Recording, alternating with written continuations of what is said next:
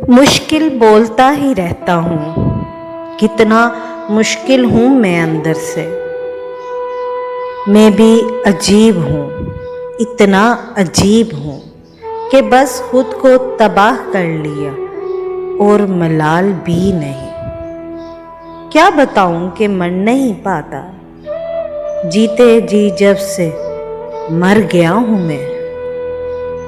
मरना तो इस जहां में कोई हादसा नहीं, इस दौरे नागवार में जीना कमाल है।